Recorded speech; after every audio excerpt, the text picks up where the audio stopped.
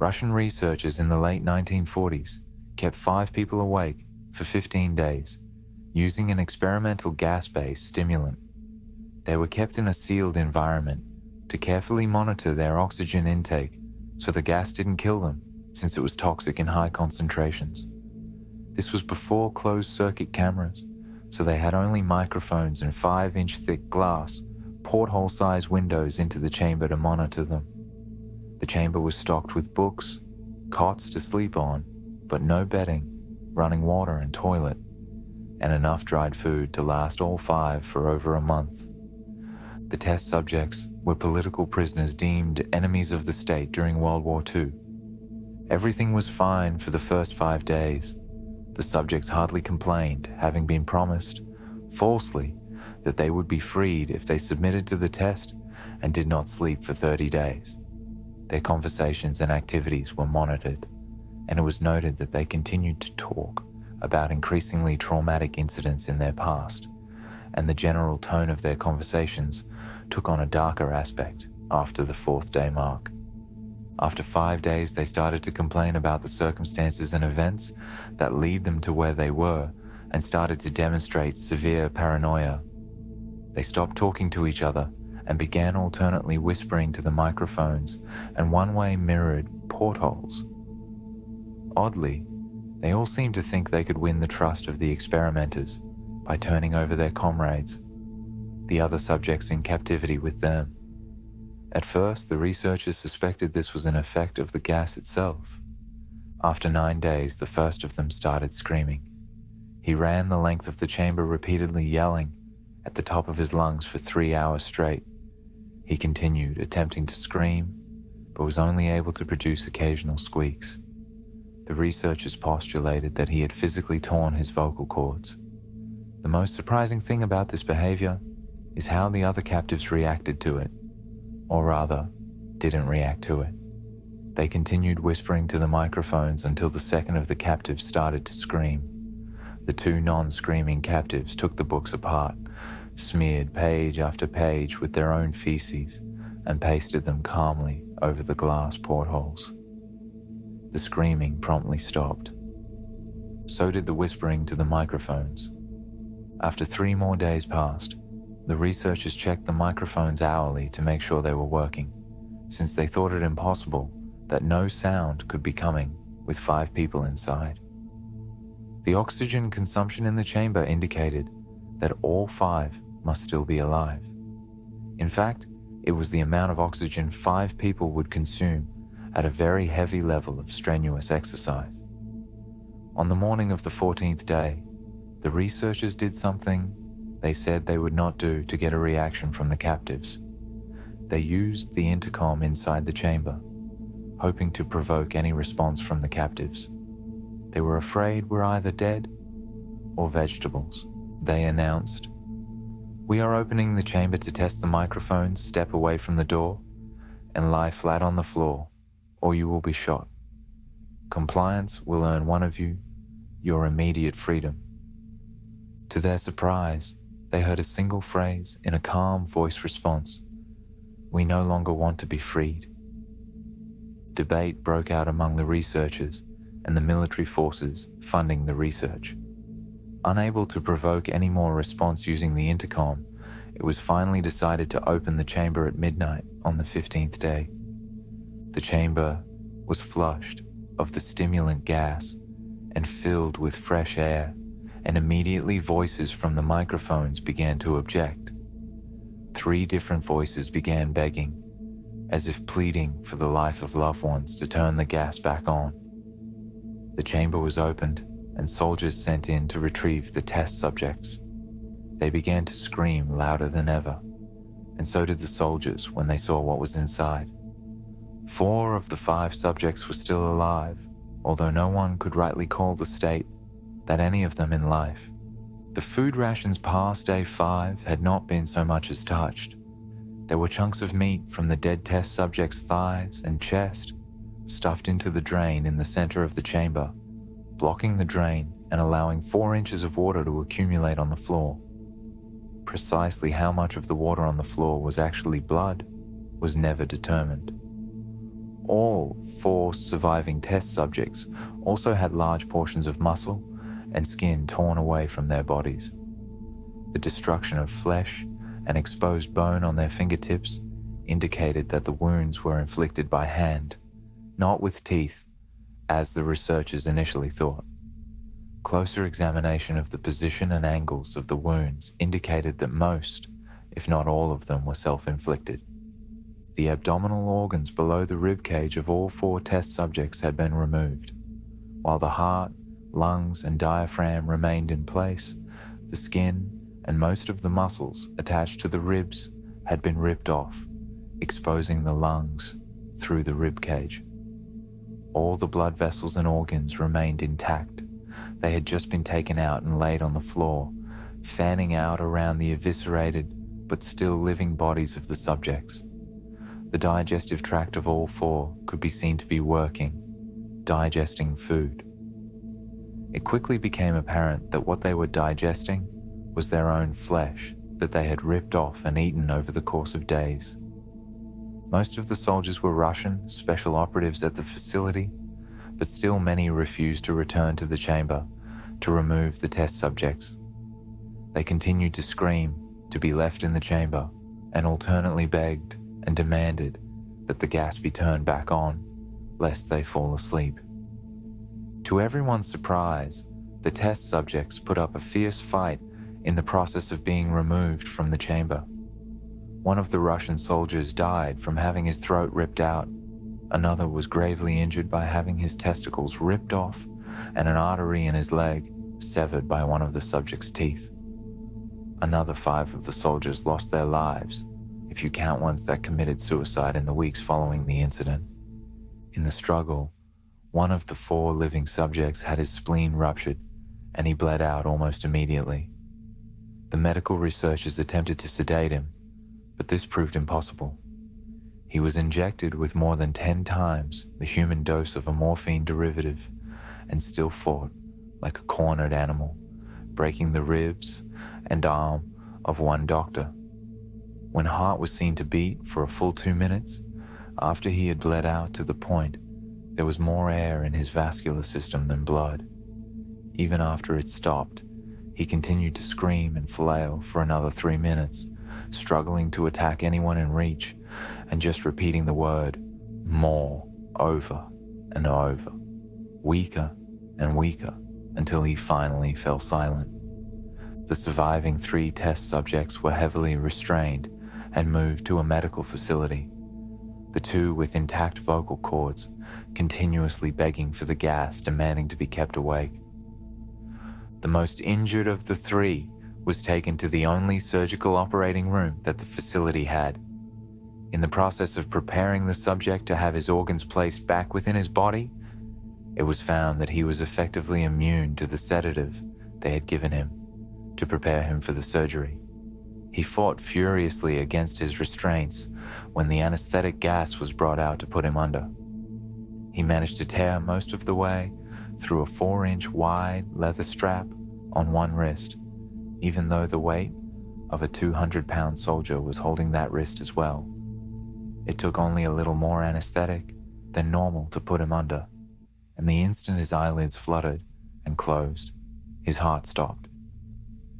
In the autopsy of the test subject that died on the operating table, it was found that his blood had tripled the normal level of oxygen.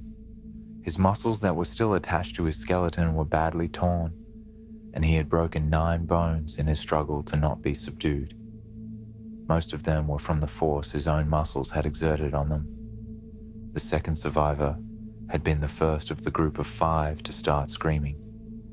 His vocal cords destroyed, he was unable to beg or object to surgery, and he only reacted by shaking his head violently in disapproval when the anesthetic gas was brought near him.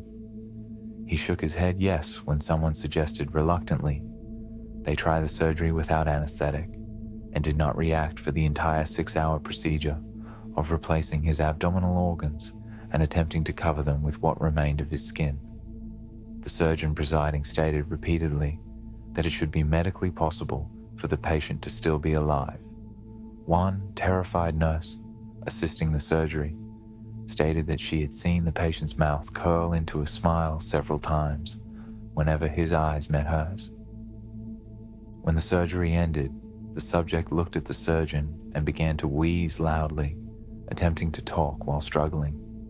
Assuming this must be something of drastic importance, the surgeon had a pen and pad fetched so the patient could write his message. It was simple: keep cutting. The other two test subjects were given the same surgery, both without anesthetic as well, although they had to be injected with a paralytic for the duration of the operation. The surgeon found it impossible to perform the operation, while the patients laughed continuously. Once paralyzed, the subjects could only follow the attending researchers with their eyes. The paralytic cleared their system in an abnormally short period of time, and they were soon trying to escape their bonds. The moment they could speak, they were again asking for the stimulant gas. The researchers tried asking why they had injured themselves, why they had ripped out their own guts, and why they wanted to be given the gas again.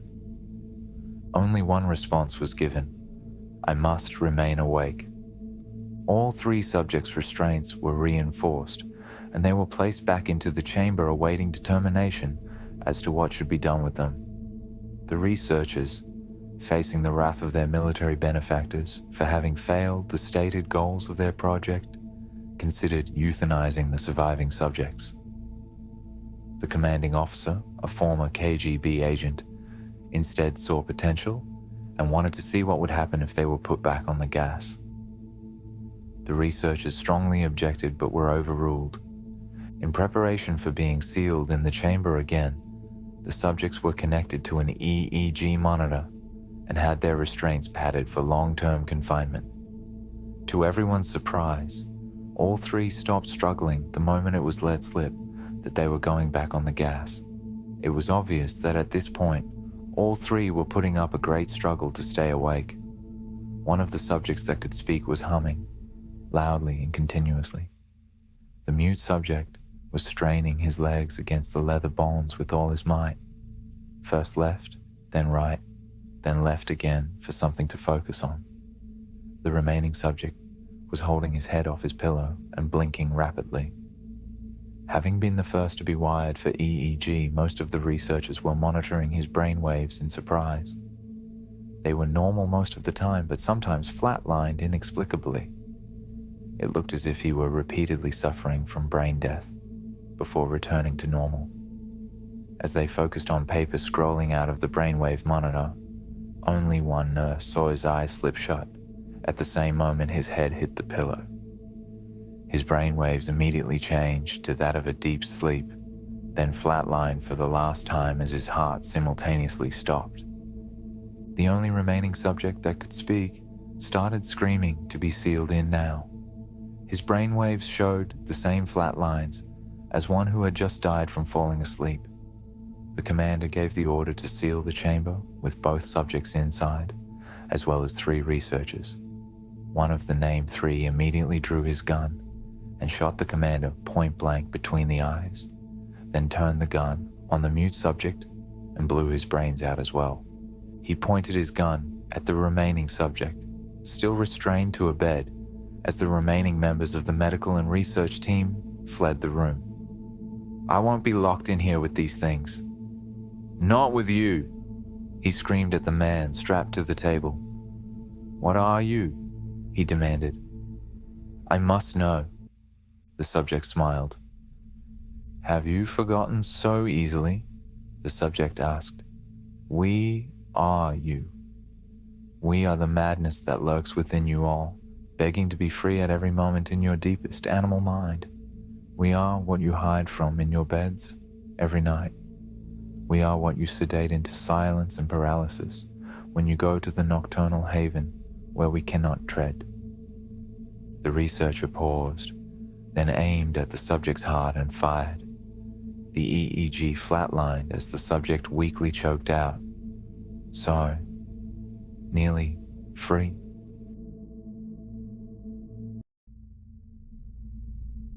During the summer of 2003, events in the northeastern United States involving a strange, human-like creature sparked brief, local media interest before an apparent blackout was enacted. Little or no information was left intact, as most online and written accounts of the creature were mysteriously destroyed.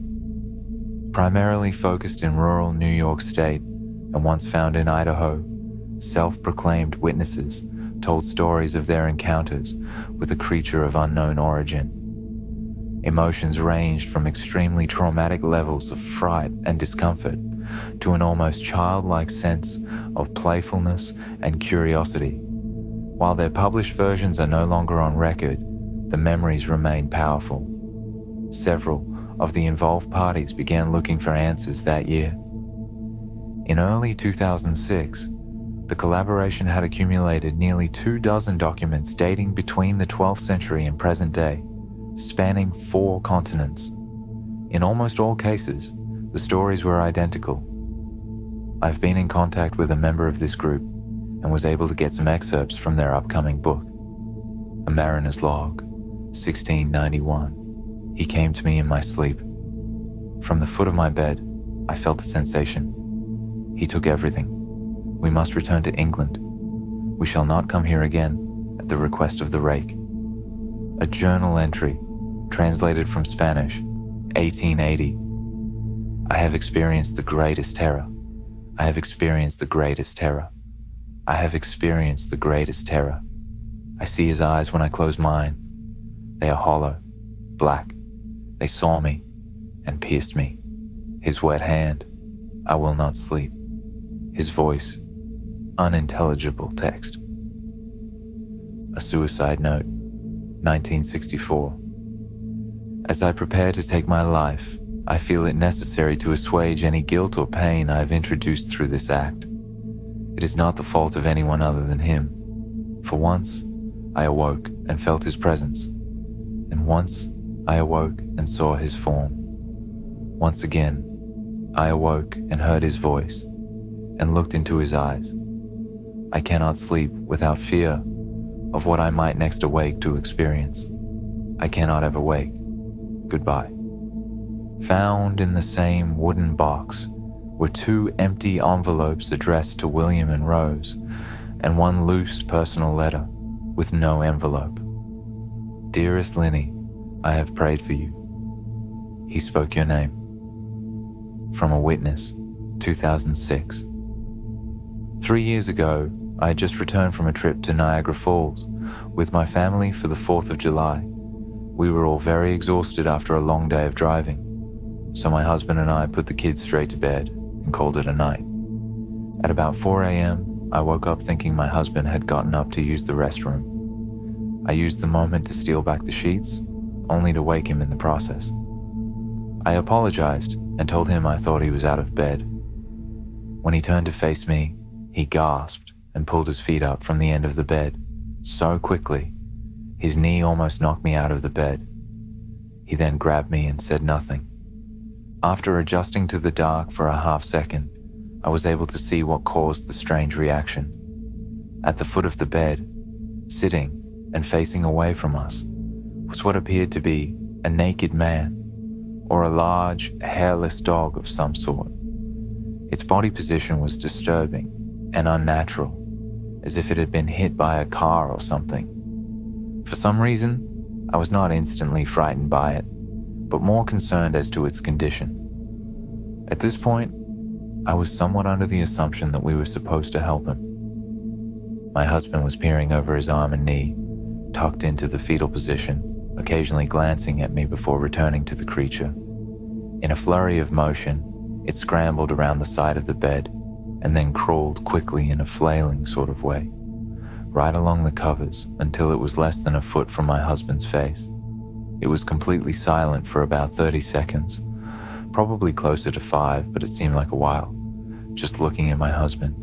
It then placed its hand on his knee and ran into the hallway, leading to the kids' rooms. I screamed and ran for the light switch, planning to stop this thing before it hurt my children. When I got to the hallway, the light from the bedroom was enough to see it crouching and hunched over about 20 feet away. It turned around and looked directly at me, covered in blood. I flipped the switch on the wall and saw my daughter, Clara. The creature ran down the stairs as my husband and I rushed to help our daughter. She was very badly injured and spoke only once more in her short life. She said, "He is the Rake." My husband drove his car into a lake that night while rushing our daughter to the hospital. They did not survive. Being a small town, news got around pretty quickly. The police were helpful at first, and the local newspaper took a lot of interest as well. However, the story was never published, and the local television news never followed up either. For several months, my son Justin and I stayed in a hotel near my parents' house. After we decided to return home, I began looking for answers myself. I eventually located a man in the next town over who had a similar story. We got in contact and talked about our experiences. He knew of 2 other people in New York who had seen the creature we now referred to as the Rake. It took the 4 of us 2 solid years of hunting on the internet and writing letters to come up with a small collection of what we believed to be accounts of the Rake. None of them gave any details, history, or follow-up. One journal had an entry involving the creature in its first 3 pages, then never mentioned it again. A ship's log explained nothing of the encounter, saying only that they were told to leave by the Rake. That was the last entry in the log.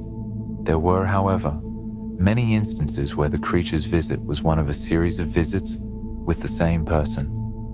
Multiple people also mentioned being spoken to, my daughter included. This led us to wonder if the Rake had visited any of us before our last encounter. I set up a digital recorder near my bed and left it running all night, every night, for 2 weeks. I would tediously scan through the sounds of me rolling around in my bed each day when I woke up. By the end of the 2nd week, I was quite used to the occasional sound of sleep while blurring through the recording at 8 times the normal speed. It still took almost an hour every day. On the first day of the 3rd week, I thought I heard something different. What I found was a shrill voice. It was the Rake. I can't listen to it long enough to even begin to transcribe it. I haven't let anyone listen to it yet. All I know is that I've heard it before, and I now believe that it spoke when it was sitting in front of my husband. I don't remember hearing anything at the time, but for some reason, the voice on the recorder immediately brings me back to that moment. The thoughts that must have gone through my daughter's head make me very upset. I have not seen the Rake since he ruined my life, but I know that he has been in my room while I slept. I know and fear that one night I'll wake up to see him staring at me.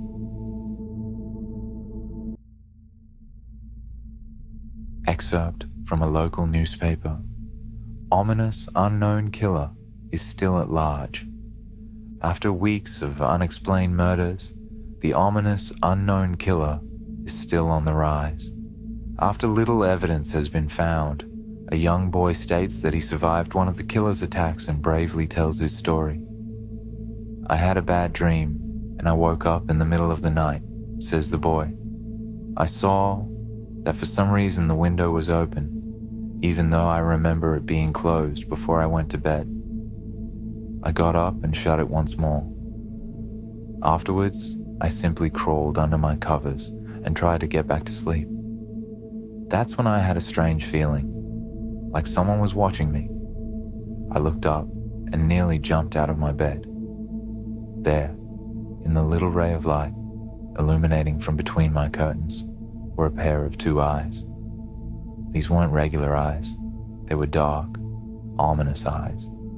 They were bordered in black and just plain out terrified me. That's when I saw his mouth. A long, horrendous smile that made every hair on my body stand up. The figure stood there, watching me. Finally, after what seemed like forever, he said it. A simple phrase, but said in a way only a madman could speak. He said, "Go to sleep." I let out a scream. That's what sent him at me. He pulled up a knife, aiming at my heart. He jumped on top of my bed. I fought him back. I kicked, I punched, I rolled around, trying to knock him off me. That's when my dad busted in. The man threw the knife. It went into my dad's shoulder. The man probably would have finished him off if one of the neighbors hadn't alerted the police. They drove into the parking lot and ran towards the door. The man turned and ran down the hallway. I heard a smash, like glass breaking. As I came out of my room, I saw the window that was pointing towards the back of my house was broken. I looked out it to see him vanish into the distance. I can tell you one thing. I will never forget that face, those cold, evil eyes, and that psychotic smile. They will never leave my head. Police are still on the look for this man. If you see anyone that fits the description in this story, please contact your local police department. Jeff and his family had just moved into a new neighborhood. His dad had gotten a promotion at work, and they thought it would be best to live in one of those fancy neighborhoods. Jeff and his brother Lou couldn't complain though. A new, better house. What was not to love? As they were getting unpacked, one of their neighbors came by. "Hello," she said. "I'm Barbara. I live across the street from you." "Well, I just wanted to introduce myself and to introduce my son." She turns around and calls her son over. "Billy, these are our new neighbors." Billy said hi and ran back to play in his yard. "Well," said Jeff's mom, "I'm Margaret, and this is my husband Peter, and my two sons, Jeff and Lou." They each introduced themselves, and then Barbara invited them to her son's birthday. Jeff and his brother were about to object when their mother said that they would love to. When Jeff and his family are done packing, Jeff went up to his mom. "Mom, why would you invite us to some kid's party? If you haven't noticed, I'm not some dumb kid." "Jeff," said his mother, "we just moved here. We should show that we want to spend time with our neighbors. Now, we're going to that party, and that's final." Jeff started to talk, but stopped himself, knowing that he couldn't do anything. Whenever his mom said something, it was final. He walked up to his room and plopped down on his bed. He sat there looking at his ceiling, when suddenly he got a weird feeling. Not so much a pain, but a weird feeling. He dismissed it as just some random feeling. He heard his mother call him down to get his stuff, and he walked down to get it. The next day, Jeff walked downstairs to get breakfast and got ready for school. As he sat there, eating his breakfast, he once again got that feeling. This time it was stronger. It gave him a slight tugging pain, but he once again dismissed it. As he and Lou finished breakfast, they walked down to the bus stop. They sat there waiting for the bus, and then, all of a sudden, some kid on a skateboard jumped over them, only inches above their laps. They both jumped back in surprise. "Hey, what the hell?" The kid landed and turned back to them. He kicked his skateboard up and caught it with his hands. The kid seems to be about 12, 1 year younger than Jeff. He wears an Aeropostale shirt and ripped blue jeans. Well. It looks like we got some new meat. Suddenly, 2 other kids appeared. One was super skinny and the other was huge. "Well, since you're new here, I'd like to introduce ourselves. Over there is Keith." Jeff and Leo looked over to the skinny kid. He had a dopey face that you would expect a sidekick to have. "And he's Troy." They looked over at the fat kid. Talk about a tub of lard. This kid looked like he hadn't exercised since he was crawling. "And I," said the first kid, "am Randy. Now, for all the kids in this neighborhood, there is a small price for bus fare, if you catch my drift." Lou stood up, ready to punch the lights out of the kid's eyes when one of his friends pulled a knife on him. "Tsk, tsk, tsk. I had hoped you would be more cooperative, but it seems we must do this the hard way." The kid walked up to Liu and took his wallet out of his pocket. Jeff got that feeling again. Now, it was truly strong, a burning sensation. He stood up, but Liu gestured him to sit down. Jeff ignored him and walked up to the kid. "Listen here, you little punk. Give back my bro's wallet, or else." Randy put the wallet in his pocket and pulled out his own knife. "Oh? And what will you do?" Just as he finished the sentence, Jeff popped the kid in the nose. As Randy reached for his face, Jeff grabbed the kid's wrist and broke it. Randy screamed and Jeff grabbed the knife from his hand. Troy and Keith rushed Jeff, but Jeff was too quick. He threw Randy to the ground. Keith lashed out at him, but Jeff ducked and stabbed him in the arm. Keith dropped his knife and fell to the ground screaming. Troy rushed him too, but Jeff didn't even need the knife. He just punched Troy straight in the stomach and Troy went down. As he fell, he puked all over. Liu could do nothing but look in amazement at Jeff. "Jeff, how'd you?" That was all he said. They saw the bus coming and knew they'd be blamed for the whole thing, so they started running as fast as they could. As they ran, they looked back and saw the bus driver rushing over to Randy and the others. As Jeff and Liu made it to school, they didn't dare tell what happened. All they did was sit and listen. Liu just thought of that as his brother beating up a few kids, but Jeff knew it was more. It was something scary. As he got that feeling, he felt how powerful it was, the urge to just hurt someone. He didn't like how it sounded, but he couldn't help feeling happy. He felt that strange feeling go away and stay away for the entire day of school. Even as he walked home due to the whole thing near the bus stop and how now he probably wouldn't be taking the bus anymore, he felt happy. When he got home, his parents asked him how his day was, and he said, in a somewhat ominous voice, it was a wonderful day.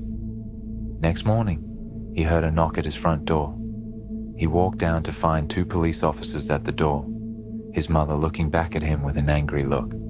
"Jeff, these officers tell me that you attacked 3 kids, that it wasn't regular fighting, and that they were stabbed. Stabbed, son." Jeff's gaze fell to the floor, showing his mother that it was true. "Mom, they were the ones who pulled the knives on me and Liu." "Son," said one of the cops, "we found 3 kids, 2 stabbed, 1 having a bruise on his stomach, and we have witnesses proving that you fled the scene. Now, what does that tell us?" Jeff knew it was no use. He could say him and Liu had been attacked, but then there was no proof. It was not them who attacked first. They couldn't say that they weren't fleeing, because truth be told, they were. So Jeff couldn't defend himself or Liu. "Son, call down your brother." Jeff couldn't do it, since it was him who beat up all the kids. "Sir, it was me. I was the one who beat up the kids. Liu tried to hold me back, but he couldn't stop me." The cop looked at his partner and they both nodded. "Well, kid, looks like a year in juvie." "Wait," says Liu. They all looked up to see him holding a knife. The officers pulled their guns and locked them on Liu. "It was me. I beat up those little punks. Have the marks to prove it." He lifted up his sleeves to reveal cuts and bruises, as if he was in a struggle. "Son, just put the knife down," said the officer. Liu held up the knife and dropped it to the ground. He put his hands up and walked over to the cops. "No, Liu, it was me. I did it." Jeff had tears running down his face. "Oh, poor bro. Trying to take the blame for what I did. Well, take me away." The police led Liu out to the patrol car. "Liu, tell them it was me. Tell them I was the one who beat up those kids." Jeff's mother put her hands on his shoulders. "Jeff, please, you don't have to lie. We know it's Liu. You can stop." Jeff watched helplessly as the cop car speeds off with Liu inside. A few minutes later, Jeff's dad pulled into the driveway, seeing Jeff's face and knowing something was wrong. Son, what is it? Jeff couldn't answer. His vocal cords were strained from crying. Instead, Jeff's mother walked his father inside to break the bad news to him as Jeff wept in the driveway. After an hour or so, Jeff walked back into the house, seeing that his parents were both shocked, sad, and disappointed. He couldn't look at them. He couldn't see how they thought of Liu when it was his fault. He just went to sleep, trying to get the whole thing off his mind. 2 days went by with no word from Liu at JDC. No friends to hang out with. Nothing but sadness and guilt. That is until Saturday, when Jeff is woke up by his mother with a happy, sunshiny face. "Jeff, it's the day," she said as she opened up the curtains and let light flood into his room. What's today?" asked Jeff as he stirs awake. "Why, it's Billy's party." He was now fully awake. "Mom, you're joking, right? You don't expect me to go to some kid's party after..." There was a long pause. "Jeff, we both know what happened. I think this party could be the thing that brightens up the past days. Now, get dressed." Jeff's mother walked out of the room and downstairs to get ready herself. He fought himself to get up. He picked out a random shirt and pair of jeans and walked downstairs. He saw his mother and father all dressed up, his mother in a dress and his father in a suit. He thought, why they would ever wear such fancy clothes to a kid's party. "Son, is that all you're going to wear?" said Jeff's mom. "Better than wearing too much," he said. His mother pushed down the feeling to yell at him and hid it with a smile. "Now, Jeff, we may be overdressed, but this is how you go if you want to make an impression," said his father. Jeff grunted and went back up to his room. "I don't have any fancy clothes," he yelled downstairs. "Just pick out something," called his mother. He looked around in his closet for what he would call fancy. He found a pair of black dress pants he had for special occasions and an undershirt. He couldn't find a shirt to go with it though. He looked around and found only striped and patterned shirts, none of which go with dress pants. Finally, he found a white hoodie and put it on. "You're wearing that?" they both said. His mother looked at her watch. "Oh, no time to change. Let's just go," she said as she herded Jeff and his father out the door. They crossed the street over to Barbara and Billy's house. They knocked on the door, and at it appeared that Barbara, just like his parents, way overdressed. As they walked inside, all Jeff could see were adults, no kids. "The kids are out in the yard. Jeff, how about you go and meet some of them?" said Barbara. Jeff walked outside to a yard full of kids. They were running around in weird cowboy costumes and shooting each other with plastic guns. He might as well be standing in a Toys R Us. Suddenly, a kid came up to him and handed him a toy gun and hat. "Hey, wanna play?" he said. "Ah, no kid. I'm way too old for this stuff." The kid looked at him with that weird puppy dog face. "Please," said the kid. "Fine," said Jeff. He put on the hat and started to pretend shoot at the kids. At first he thought it was totally ridiculous, but then he started to actually have fun. It might not have been super cool, but it was the first time he had done something that took his mind off of Lou. So he played with the kids for a while until he heard a noise, a weird rolling noise. Then it hit him. Randy, Troy, and Keith all jumped over the fence on their skateboards. Jeff dropped the fake gun and ripped off the hat. Randy looked at Jeff with a burning hatred. "Hello, Jeff, is it?" he said. "We have some unfinished business." Jeff saw his bruised nose. "I think we're even. I beat the crap out of you, and you get my brother sent to JDC. Randy got an angry look in his eyes. "Oh no, I don't go for even, I go for winning. You may have kicked our asses that one day, but not today." As he said that, Randy rushed at Jeff. They both fell to the ground. Randy punched Jeff in the nose, and Jeff grabbed him by the ears and head butted him. Jeff pushed Randy off of him, and both rose to their feet. Kids were screaming, and parents were running out of the house. Troy and Keith both pulled guns out of their pockets. "No one interrupts, or guts will fly," they said. Randy pulled a knife on Jeff and stabbed it into his shoulder. Jeff screamed and fell to his knees. Randy started kicking him in the face. After 3 kicks, Jeff grabs his foot and twists it, causing Randy to fall to the ground.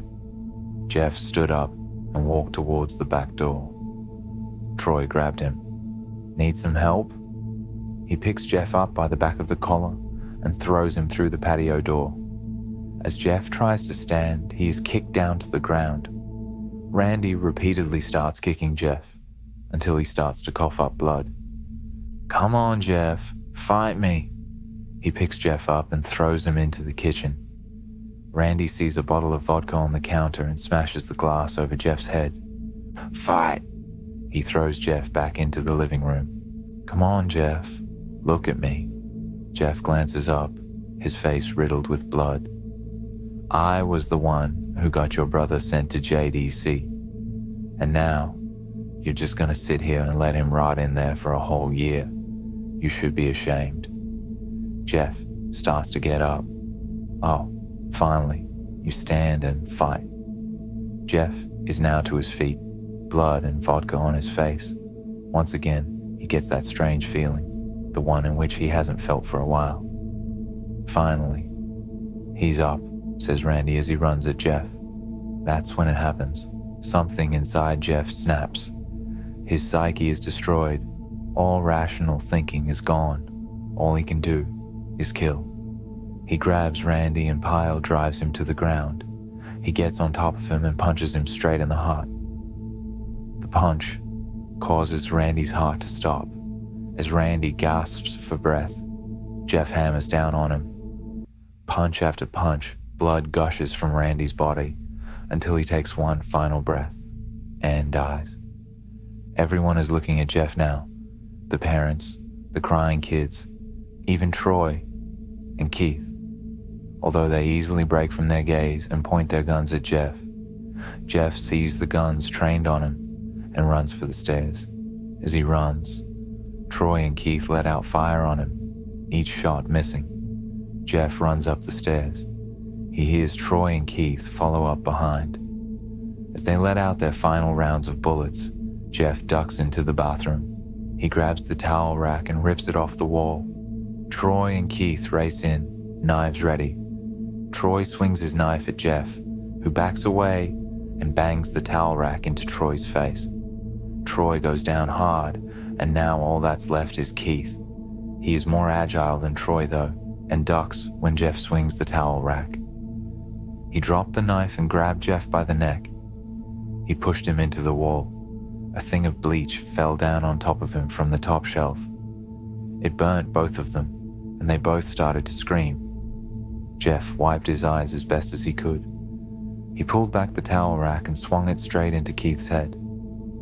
As he lay there bleeding to death, he let out an ominous smile. "What's so funny?" asked Jeff. Keith pulled out a lighter and switched it on. "What's funny," he said, "is that you're covered in bleach and alcohol." Jeff's eyes widened as Keith threw the lighter at him. As soon as the flame made contact with him, the flames ignited the alcohol in the vodka. While the alcohol burned him, the bleach bleached his skin. Jeff let out a terrible screech as he caught on fire. He tried to roll out the fire, but it was no use. The alcohol had made him a walking inferno. He ran down the hall and fell down the stairs. Everybody started screaming as they saw Jeff, now a man on fire, drop to the ground, nearly dead. The last thing Jeff saw was his mother and the other parents trying to extinguish the flame. That's when he passed out. When Jeff woke, he had a cast wrapped around his face. He couldn't see anything, but he felt a cast on his shoulder and stitches all over his body. He tried to stand up, but he realized that there was some tube in his arm, and when he tried to get up, it fell out, and a nurse rushed in. "I don't think you can get out of bed just yet," she said as she put him back in his bed and reinserted the tube. Jeff sat there, with no vision, no idea of what his surroundings were. Finally, after hours, he heard his mother. "Honey, are you okay?" she asked. Jeff couldn't answer though. His face was covered and he was unable to speak. "Oh, honey, I have great news. After all, the witnesses told the police that Randy confessed of trying to attack you. They decided to let Lou go." This made Jeff almost bolt up, stopping halfway, remembering the tube coming out of his arm. "He'll be out by tomorrow, and then you two will be able to be together again." Jeff's mother hugs Jeff and says her goodbyes. The next couple of weeks were those where Jeff was visited by his family. Then came the day where his bandages were to be removed. His family were all there to see it, what he would look like. As the doctors unwrapped the bandages from Jeff's face, everyone was on the edge of their seats. They waited until the last bandage holding the cover over his face was almost removed. "Let's hope for the best," said the doctor. He quickly pulls the cloth, letting the rest fall from Jeff's face. Jeff's mother screams at the sight of his face. Lou and Jeff's dad stare awestruck at his face. "What? What happened to my face?" Jeff said. He rushed out of bed and ran to the bathroom. He looked in the mirror and saw the cause of the distress. His face. It's horrible. His lips were burnt to a deep shade of red. His face was turned into a pure white color, and his hair singed from brown to black. He slowly put his hand to his face. It had a sort of leathery feel to it now. He looked back at his family, then back at the mirror. "Jeff," said Lou, "it's not that bad." "Not that bad?" said Jeff. "It's perfect." His family were equally surprised. Jeff started laughing uncontrollably. His parents noticed that his left eye and hand were twitching. Jeff, are you okay?" "Okay? I've never felt more happy." "Ha ha ha ha ha ha, look at me. This face goes perfectly with me." He couldn't stop laughing. He stroked his face, feeling it, looking at it in the mirror. What caused this? Well, you may recall that when Jeff was fighting Randy, something in his mind, his sanity, snapped. Now he was left as a crazy killing machine. That is, his parents didn't know. "Doctor," said Jeff's mom, "is my son all right, in the head?" "Oh yes, this behavior is typical for patients that have taken very large amounts of painkillers. If his behavior doesn't change in a few weeks, bring him back here and we'll give him a psychological test." "Oh, thank you, doctor." Jeff's mother went over to Jeff. "Jeff, sweetie, it's time to go." Jeff looks away from the mirror, his face still formed into a crazy smile. "K, mommy, ha ha ha ah." His mother took him by the shoulder and took him to get his clothes. "This is what came in," said the lady at the desk. Jeff's mom looked down to see the black dress pants and white hoodie her son wore. Now they were clean of blood and now stitched together. Jeff's mother led him to his room and made him put his clothes on. Then they left, not knowing that this was their final day of life. Later that night, Jeff's mother woke to a sound coming from the bathroom. It sounded as if someone was crying. She slowly walked over to see what it was. When she looked into the bathroom, she saw a horrendous sight. Jeff had taken a knife and carved a smile into his cheeks. "Jeff, what are you doing?" asked his mother. Jeff looked over to his mother. "I couldn't keep smiling, Mommy. It hurt after a while. Now I can smile forever. Jeff's mother noticed his eyes, ringed in black. Jeff, your eyes. His eyes were seemingly never closing. I couldn't see my face. I got tired and my eyes started to close. I burned out the eyelids so I could forever see myself. My new face. Jeff's mother slowly started to back away, seeing that her son was going insane. "What's wrong, Mommy? Aren't I beautiful?" "Yes, son," she said. "Yes, you are. Let me go get Daddy so he can see your face."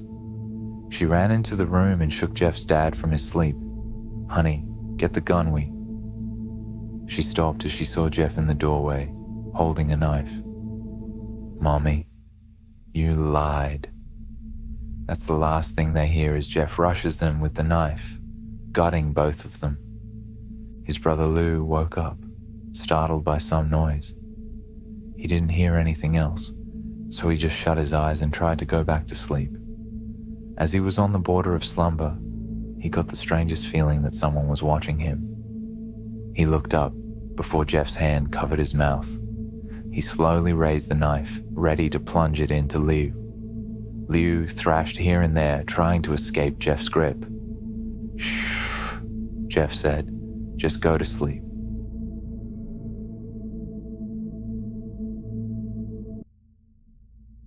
It was a nice summer day.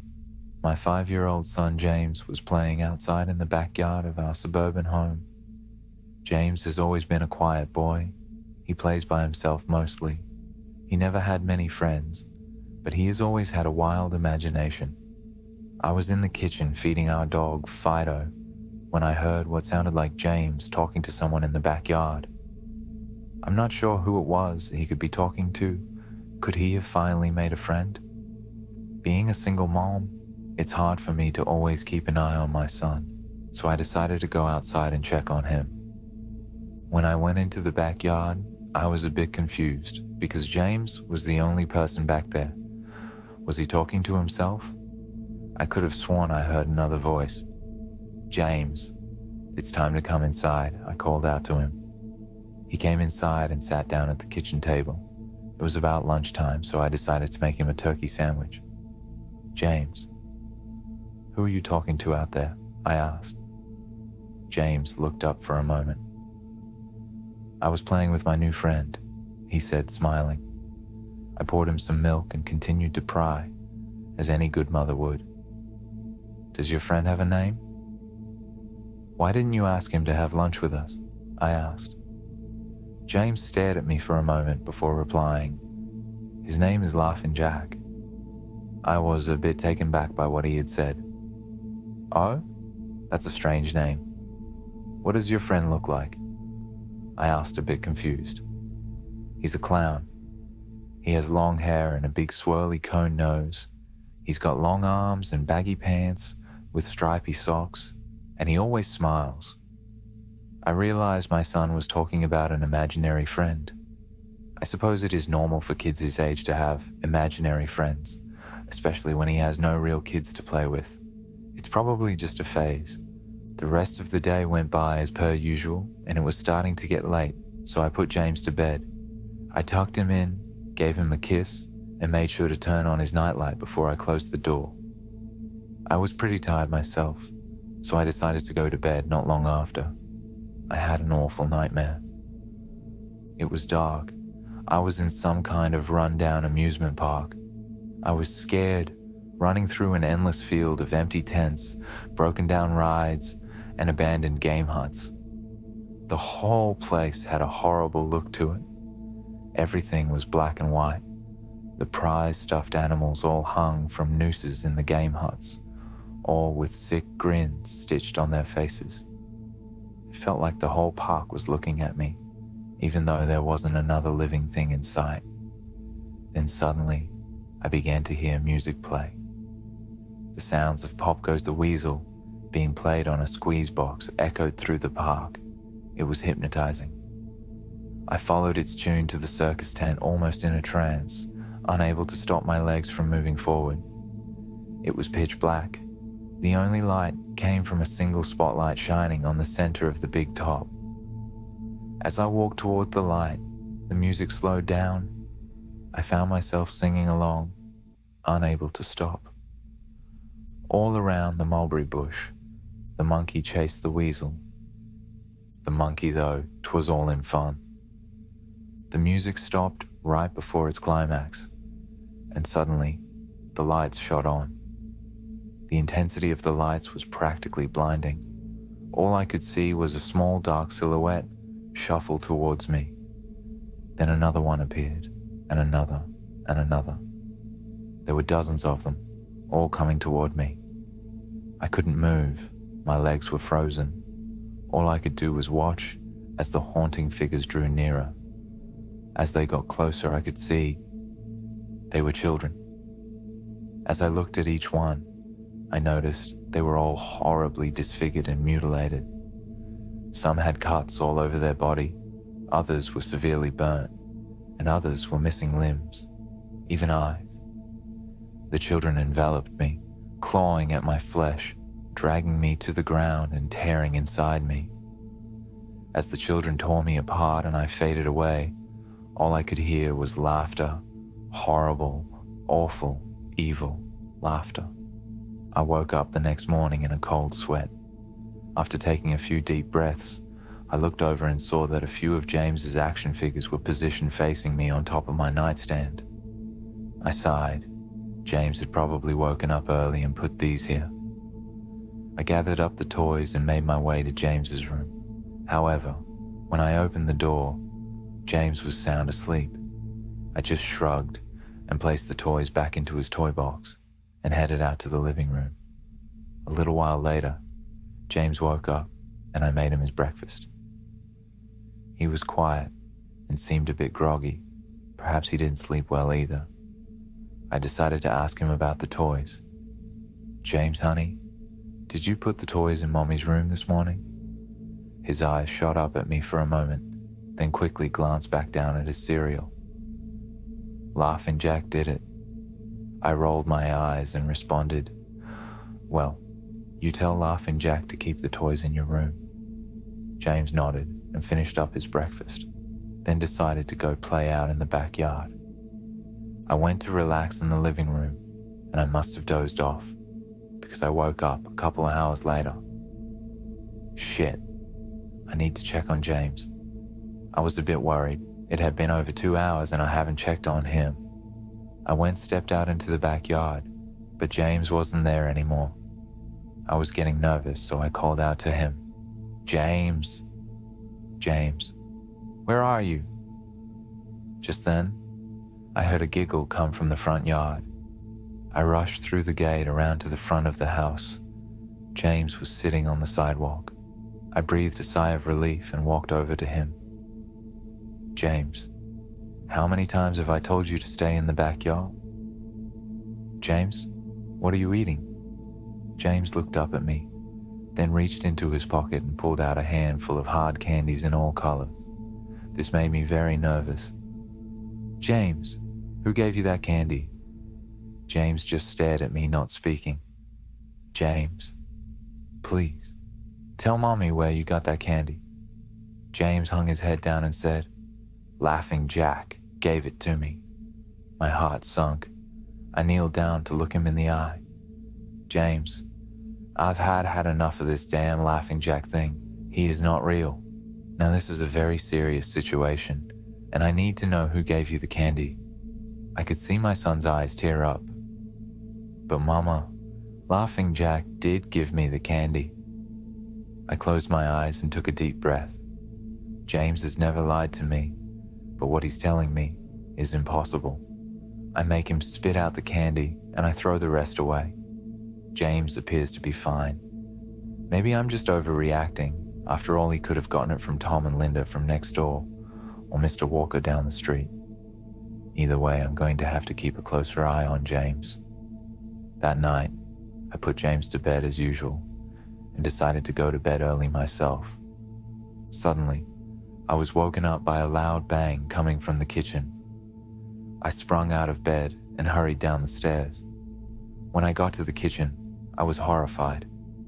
Everything on the counters had been thrown on the floor, and our dog Fido hung dead from the light fixture. His stomach was cut open and stuffed with candy, the same type that James was eating earlier that day. My shock was quickly broken by a sharp scream coming from James's room, followed by loud crashes. I quickly grabbed a knife from the drawer and moved up the stairs with the speed that only a mother whose child is in danger could have. I burst through the door and flicked on the lights. Everything in the room was knocked over and tossed on the floor. My poor son in his bed, crying and shaking with fear, a pool of urine staining the sheets. I scooped my child up and ran out of the house and went next door to Tom and Linda's house. Luckily, they were still awake. They let me use their phone and I called the police. It didn't take them long to arrive, and I explained what had happened. They looked at me as if I were crazy. They searched the house, but all they found was a dead dog and 2 trashed rooms. The officer told me that someone had probably gotten into the house and done this right before making a quick escape when they heard me coming up the stairs. I knew it wasn't true. All the doors were locked and none of the windows were open. Whatever was in my house didn't come from outside. The next day, James stayed inside. I didn't want him to leave my sight. I went into the garage and found his old baby monitor and set it up in his room. If anything comes into his room tonight, I was going to be able to hear it. I went to the kitchen and grabbed the largest knife from the drawer and put it on my nightstand. Imaginary friend or not, I'm not letting anything hurt my little boy. Soon enough, night came. I put James to bed. He was afraid, but I promised him that I wasn't going to let anything happen to him. I tucked him in, gave him a kiss, and turned on the nightlight. Before closing the door, I whispered to him, "Good night, James. I love you." I tried to stay up as long as I could, but after a few hours I felt myself drifting off. My baby would be safe for the night, and I needed to sleep. Just as I lay my head on the pillow, I heard a soft noise form the baby monitor I had put on my nightstand. At first it sounded like interference, like the kind a radio would make. Then it turned into a soft moan. Was James asleep? Then I heard it. The laugh from my nightmare. That horrible laugh. I sprung up from bed and grabbed the knife from under my pillow. I rushed over to James' room and creaked the door open. I tried the light switch, but it wouldn't come on. I took a step in, and I could feel the warm, thick liquid on my feet. Suddenly, James's nightlight came on, and I could see the absolute horror laid out in front of me. James's body was nailed up on the wall, the nails piercing through his hands and feet. His chest was cut wide open, and his organs hung down to the floor. His eyes and tongue had been removed along with most of his teeth.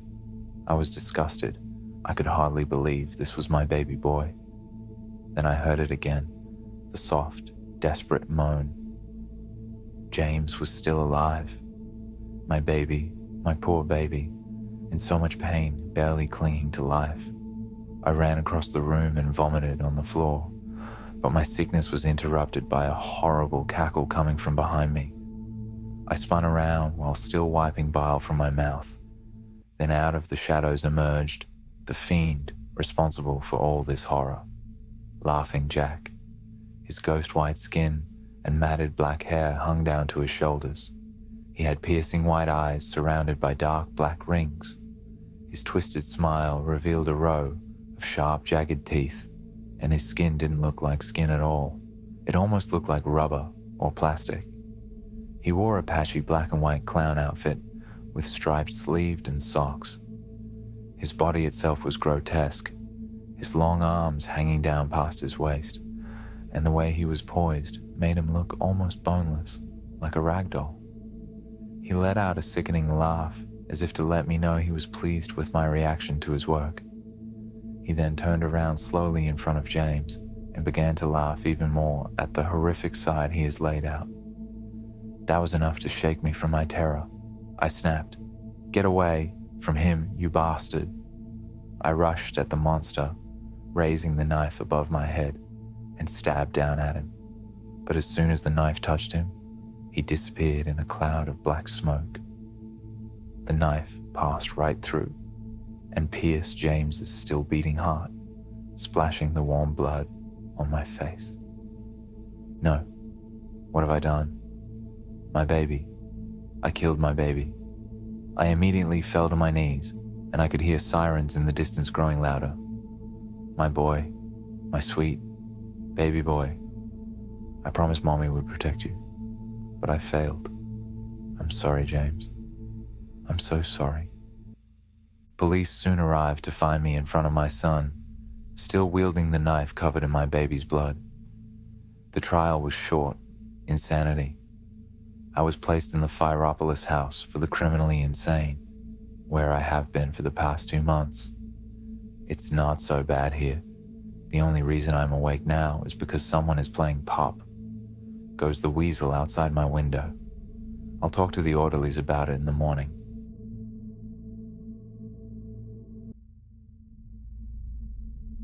Some of you may have heard that the Disney Corporation is responsible for at least one real, live ghost town. Disney built the Treasure Island Resort in Baker's Bay in the Bahamas. It didn't start as a ghost town. Disney's cruise ships would actually stop at the resort and leave tourists there to relax in luxury. This is a fact. Look it up. Disney blew $30 million on the place. Yes, $30 million. Then they abandoned it. Disney blamed the shallow waters, too shallow for their ships to safely operate, and there was even blame cast on the workers, saying that since they were from the Bahamas, they were too lazy to work a regular schedule. That's where the factual nature of their story ends. It wasn't because of sand, and it obviously wasn't because foreigners are lazy. Both are convenient excuses. No, I sincerely doubt those reasons were legitimate. Why don't I buy the official story? Because of Mowgli's Palace. Near the beachside city of Emerald Isle in North Carolina, Disney began construction of Mowgli's Palace in the late 1990s. The concept was a jungle-themed resort with a large, you guessed it, palace in the center of the whole thing. If you're unfamiliar with the character of Mowgli, then you might better remember the story The Jungle Book. If you haven't seen it anywhere else, you'd know it as the Disney cartoon from decades past. Mowgli is an abandoned child in the jungle, essentially raised by animals, and simultaneously threatened, pursued by other animals. Mowgli's Palace was a controversial undertaking from the start. Disney bought up a ton of high-priced land for the project, and there was actually a scandal surrounding some of the purchases. The local government claimed eminent domain on people's homes, then turned around and sold the properties to Disney. At one point, a home that had just been constructed was immediately condemned with little to no explanation. The land grabbed by the government was supposedly for some fictional highway project. Knowing full well what was going on, people started calling it Mickey Mouse Highway.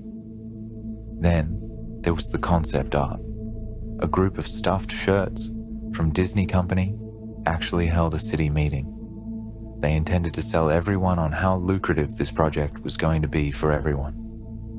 When they showed the concept art, this gigantic Indian palace surrounded by jungle, staffed with men and women in loincloths and tribal gear. Well, suffice to say, everyone flipped their shit. We're talking about a large Indian palace, jungle, and loincloths, not only in the center of a relatively wealthy area, but also a somewhat xenophobic area of the southern USA. It was a questionable mix at that point in history. One member of the crowd tried to storm the stage, but he was quickly subdued by security after he managed to break one of the presentation boards over his knee. Disney took that community and essentially broke it over its knee as well. The houses were razed, the land was cleared, and there wasn't a damn thing anyone could do or say about it. Local TV and newspapers were against the resort at the beginning, but some insane connection between Disney's media holdings and the local venues came into play, and their opinions turned on a dime. So anyway, Treasure Island, the Bahamas. Disney sunk those millions in and then split. The same thing happened with Mowgli's Palace. Construction was complete. Visitors actually stayed at the resort. The surrounding communities were flooded with traffic, and the usual annoyances associated with an influx of lost and irate tourists. Then it all just stopped. Disney shut it down, and nobody knew what the hell to think. But they were pretty happy about it. Disney's loss was pretty hilarious and wonderful to a large group of folks who didn't want this in the first place. I honestly didn't give the place another thought since hearing it closed over a decade ago. I live maybe 4 hours from Emerald Isle, so really I only heard the rumblings and didn't experience any of it firsthand. Then I read this article from someone who had explored the Treasure Island resort and posted a whole blog about all the crazy shit he found there. Stuff just left behind. Things smashed, defaced, probably ruined by the disgruntled former employees who had lost their jobs. Hell, the locals from all around probably had a hand in wrecking that place. People there felt just as angry about Treasure Island as folks here did about Mowgli's Palace. Plus, there were rumors that Disney had released their aquarium stock into the local waters when they closed, including sharks.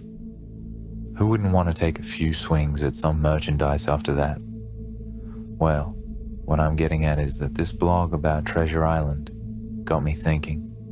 Even though many years had passed since its closing, I figured it might be cool to do some urban exploration at Mowgli's Palace. Take some photos, write about my experience, and probably see if there was anything I could take home as a memento. I'm not going to say I wasted no time in getting there, because honestly, it took me another year after I first found that Treasure Island article to get around to going up to Emerald Isle. Over the course of that year, I did a lot of research on the Palace Resort, or rather, I tried to. Naturally, no official Disney site or resource made any mention of the place. That had been scrubbed clean. Even odder, however, was that nobody before myself had apparently thought to blog about the place or even post a photo. None of the local TV or newspaper sites had one word about the place, though that was to be expected since they had all swung Disney's way. They wouldn't be out there lauding their embarrassment, you know. Recently, I learned that corporations can actually ask Google, for example, to remove links from search results, basically for no good reason. Looking back, it's probably not that nobody spoke of the resort, but rather their words were made inaccessible. So in the end, I could barely find the place. All I had to go on was an old as hell map I'd received in the mail back in the 90s. It was a promotional item sent out to people who had recently been to Disney World, and I guess since I had been there in the late 80s, that was recent. I didn't really intend to hang on to it. It just got shoved in with my books and comics from my childhood. I'd only remembered it months into my research, and even then it took me another few weeks to locate the storage bin my parents had shoved it all into. But I did find it. Locals were no help, as most were transplants who had moved to the beach in recent years, or old residents who just sneered at me and made rude gestures the second I managed to say, "Where would I find Mowgli's?" The drive took me through an inordinately long corridor of overgrowth. Tropical plants that had run rampant and overpopulated the area, mixed with the native species of flora that actually belonged there and had tried to reclaim the land. I was in awe when I reached the front gates of the resort. Tremendous, monolithic wooden gates whose supports to either side looked like they must have been cut from giant sequoias. The gate itself had been gouged in several places by woodpeckers, and eaten away at the base by burrowing insects. Hanging on the gate was a sheet of metal, some random scrap with hand-painted letters scrawled in black. Abandoned by Disney. Clearly the handiwork of some past local or an employee who wanted to make some small protest. The gates were open enough to walk through, but not drive, so grabbing my digital camera and the map, whose flip side showed a layout of the resort, I set off on foot. The inner grounds of the place were just as overgrown as the entryway. Palm trees stood untended and ragged among piles of their own coconuts. Banana plants similarly stood in their own stinking, bug-riddled refuse.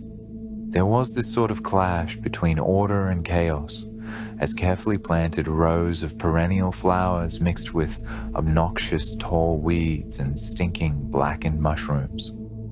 All that remained of any outdoor structures were broken, rotting wood and various charred bits of unidentifiable material. What was most likely an information booth or an outdoor bar was now simply a pile of assorted debris chopped up by past vandalism and ravaged by weather. The most interesting thing on the grounds was a statue of Baloo, the friendly bear from the Jungle Book, which stood in a sort of courtyard in front of the main building. He was frozen in a jovial wave toward no one, staring into empty space with a silly, toothy grin, as bird shit covered whole swathes of his fur and vines ensnared his platform. I approached the main building, the palace, only to find the outside of the building covered in graffiti where the original paint hadn't peeled and chipped away. The front doors weren't just open, they had been taken off their hinges and were stolen. Above the front doors, or the gaping maw where they had been, someone had once again painted, "Abandoned by Disney." I wish I could tell you about all the awesome stuff I saw inside the palace. Forgotten statues, abandoned cash registers, a full-fledged secret society of homeless bums. But no, the inside of the building was so stark, so bare, that I actually think people had stolen the molding off the walls. Anything that was too big to steal, counters, desks, giant fake trees, they were all resting amid this empty echo chamber that amplified my every step like a slow rat-a-tat of a machine gun.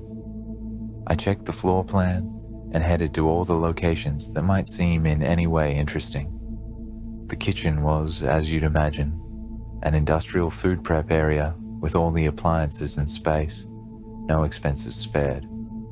Every glass surface was broken, every door knocked off its hinges, every metal surface kicked and dented. The entire place smelled like very old piss. The huge freezer, not even remotely cool now, had row upon row of empty shelf space. Hooks hung from the ceiling, probably for hanging cuts of meat, and as I stood inside for a moment, I noticed they were swinging. Each hook swung in a random direction, but their movements were so slow and small that it was almost impossible to see. I figured it had been caused by my footsteps, so I stopped one from swinging by clutching it in my fist, then carefully letting go. But within seconds, it started to swing once more. The public bathrooms were in much the same state as the rest of the place. Just like the Treasure Island Resort, someone had methodically smashed each porcelain commode with coconuts and other implements. There was about a half-inch of rancid, stinking, stagnant water on the floor, so I didn't stay there very long. What's odd is that the toilets and the sinks and the bidets in the ladies' room, yes, I went there, all dripped, leaked, or just ran freely. It seemed to me that they should have shut the water off long ago. There were plenty of rooms in the resort, but naturally, I didn't have time to look through them all. The few I did peer into were similarly wrecked, and I didn't expect to find anything there. I thought there was actually a television or radio in one room, as I really think I heard a quiet conversation coming out, though it was like a whisper, probably my own breathing, echoing in the silence. or just another case of the sound of flowing water playing tricks on the mind. This is what it sounded like. 1. I didn't believe it. 2. Short, unknown reply. 1. I didn't know that. I didn't know that. 2. Your father told you. 1. Unknown reply, or possibly just weeping. I know, that sounds ridiculous. I'm just telling you what I experienced, why I thought there might have been something running in that room. Or worse, some vagrants who had holed up there and probably would have knifed me.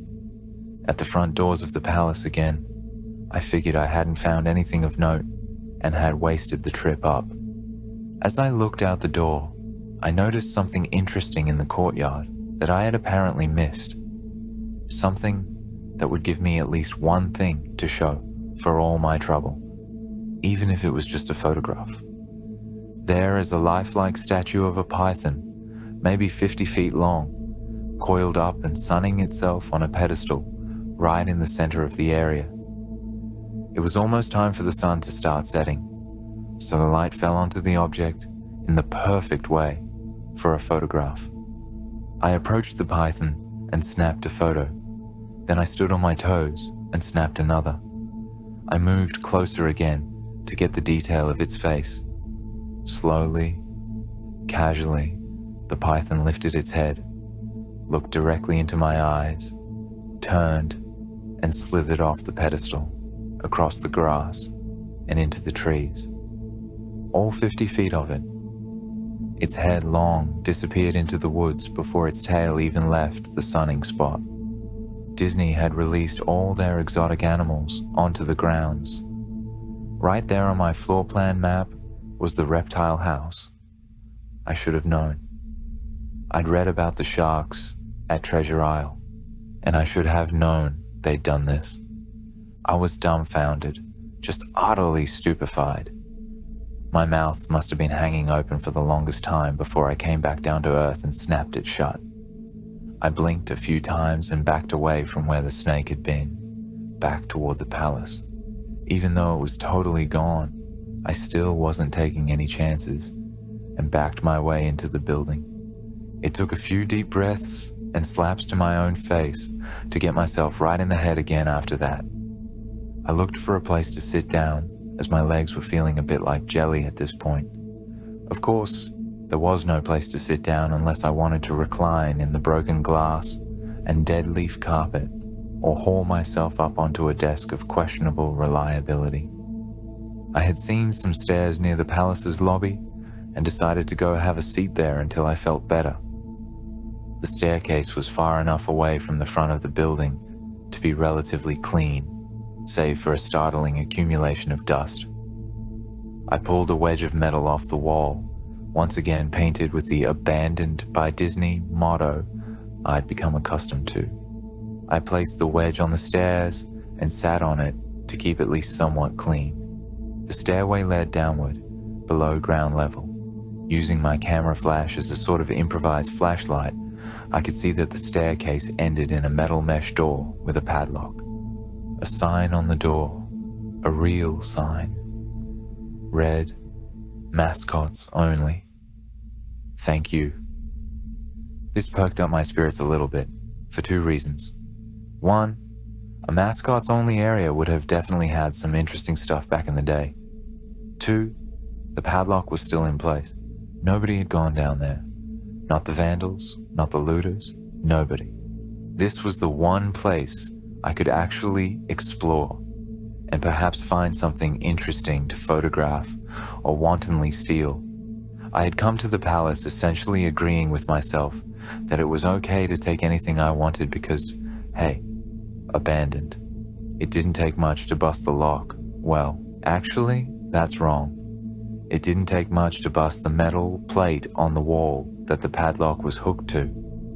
Time and decay had done most of the work for me, and I was able to bend the metal plate enough to pull the screws out of the wall, something nobody else had apparently thought of, or hadn't been able to do at the time. The mascots only area was a startling and very welcome change from the rest of the building I'd seen. For one, every second or third fluorescent light overhead was illuminated, even though they flickered and faded randomly. Also, nothing had been stolen or broken, even if age and exposure were definitely taking their toll. Tables had notepads and pens. There were clocks. Even a punch-in clock on the wall, complete with filled-out time cards. Chairs were scattered around, and there was even a small break room with an old, static-filled television and a long, rotted-out food and drink on the counters. It was like one of those post-apocalypse movies where everything is left in the state of evacuation. As I walked the maze-like sub-basement hallways of the mascot's only area, the sights just became more and more interesting. As I went further, desks and tables were knocked over, papers scattered and almost melded with the damp floor, and a large carpet of mold was slowly overtaking the real, rotting crimson floor covering. Everything was just sort of squishy. Anything wood disintegrated into mush when I applied even the least amount of force, and clothing items hanging on hooks in one of the rooms simply fell to moist threads if I tried to unhook them. One thing that annoyed me was that the light was becoming more sparse and unreliable as I went further into the dank, suffocating depths of the place. Eventually, I reached a black and yellow striped door with the words, "Character Prep 1" stenciled on it. The door wouldn't open at first. I figured this was probably where the costumes were kept, and I definitely wanted a photograph of that twisted, stinking mess. Try as I might, whatever angle or trick I tried, the door wouldn't budge. That is, until I gave up and started to walk away. That was when there was a slight popping sound and the door creaked open slowly. Inside, the room was completely dark. Pitch black. I used the camera flash to look for a light switch on the wall by the door, but there was nothing. As I made my search, I was jarred out of my sense of excitement by a loud electrical buzz. Rows of lights overhead suddenly flashed to life, flickering and fading in and out like the rest I had passed. It took a second for my eyes to adjust, and it seemed like the light was going to just keep getting brighter until all the bulbs exploded. But just when I thought it would reach that critical stage, the lights dimmed a bit and steadied. The room was exactly as I had pictured it. Various Disney costumes hung on the walls, fully put together like strange cartoon cadavers hung from invisible nooses. There was an entire rack of loincloths and native clothes on hangers toward the back. What I found odd, and what I wanted to photograph right away, was a Mickey Mouse costume at the center of the room. Unlike the other costumes, it was lying on its back in the center of the floor like a murder victim. The fur on the costume was rotten and shedding, creating bare patches. What was even more odd, however, was the coloring of the costume. It was like a photo negative of the actual Mickey Mouse. Black where he should be white, and white where he should be black. His normally red pants were light blue.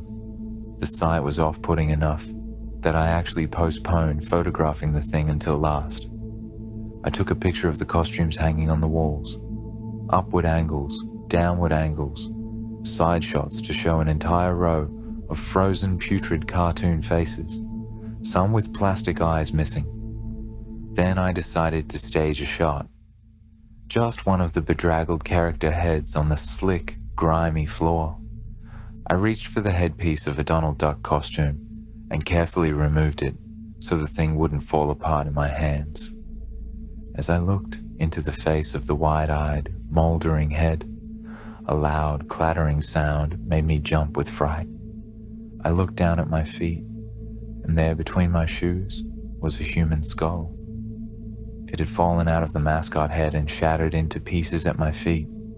Only the empty face and lower jaw remained, staring up at me. I dropped the duck head immediately, as you'd expect, and moved for the door. As I stood in the doorway, I looked back to the skull on the floor. I had to take a picture of it, you know? I had to, for any number of reasons that may seem silly, but only if you don't think it through. I'd need proof of what happened, especially if Disney was going to somehow make this go away. I had no doubt in my mind, right from the start, that even if it was just gross negligence, Disney was responsible for this. This was why the resort had closed, and I was the only one outside Disney Company who knew. M.E. That's when Mickey, that photo negative, opposite Mickey in the middle of the floor, started to get up, first sitting up, then climbing to its feet. The Mickey Mouse costume, or whoever was inside of it, stood there at the center of the room, its fake face just starting directly at me as I mumbled, "No," over and over and over. With shaking hands, a violently thrashing heart, and legs that had once again turned to jelly, I managed to lift the camera and aim it at the opposite creature now quietly sizing me up, head tilted. The digital camera's screen displayed only dead pixels in the shape of the thing. It was a perfect silhouette of the Mickey costume. As the camera moved in my unsteady hands, the dead pixels spread, marring the screen wherever Mickey's outline moved to. Then the camera died, went blank and quiet and broken. I raised my eyes once again to the Mickey Mouse costume. "Hey," it said in a hushed, perverted, but perfectly executed Mickey Mouse voice. "Want to see my head come off?" It started to pull at its own head, working its clumsy glove-clad fingers around its neck, with clawing, impatient movements, similar to a wounded man trying to pull himself free of a predator's jaws. As it worked its digits into its neck, so much blood, so much thick, curdled, yellow blood. I turned away as I heard a sickening tearing of cloth and flesh, only cared about getting away. Above the doorway out of this room, I saw the final message clawed into the metal with bone or fingernails. "Abandoned by God." I never got the pictures out of the camera. I never wrote the blog entry about it. After I ran from that place, fled for my sanity, if not my very life, I knew why Disney didn't want anyone to know about this place. They didn't want anyone like me getting in. They didn't want anything like that getting out.